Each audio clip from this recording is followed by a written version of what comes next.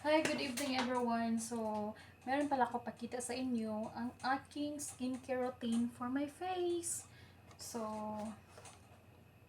kung gusto nyo mag-smooth yung skin nyo, yung face ninyo, syempre, sino naman hindi pwede mag-smooth yung face. So, gagawa ako ng, ano lang naman, 3 ingredients na makukuha nyo lang sa ref.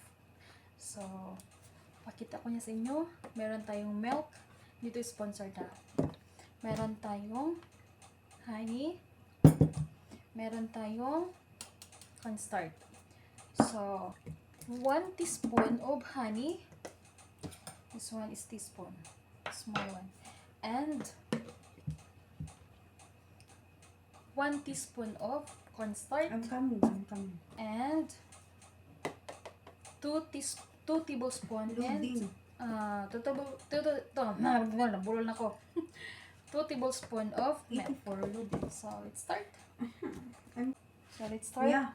I'm gonna show you my You play with both. Because I'm hindi not naman to coming. ano ko sa inyo. Ito, 1 teaspoon ng honey. Okay? Kung gusto nyo magka-smooth yung face nyo, gawin nyo lang to. Kasi, super very effective to siya. Actually, try na namin to kahapon. Pero, try naman namin. For 1 week lang naman. Pasensya na kayo. Makikita ba? Makikita ba sa no? Ito. So, 2 tablespoon of milk. Kahit anong milk. Pwede na. Dalawang face na to gagawin ko. Kasi dalawa kami magamit. And then,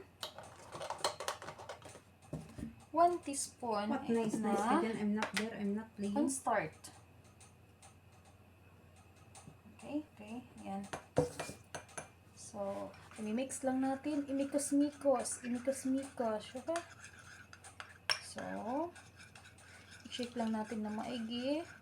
Kung wala kayong honey, pwede din yung white sugar. I-mix nyo lang.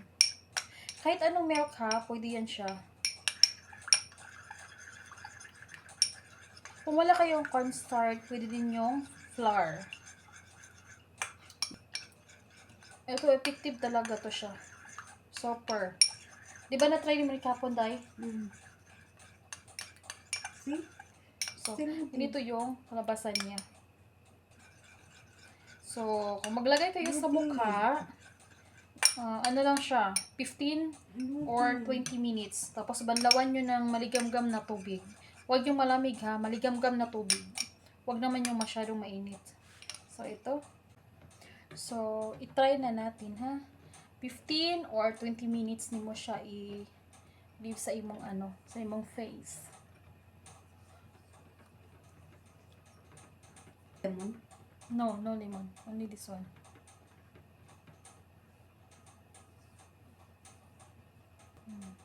Diba? Meron akong dry skin dito. Siyempre, nagagamit ako ng So, totoo, maka-smooth to siya ng skin. Promise.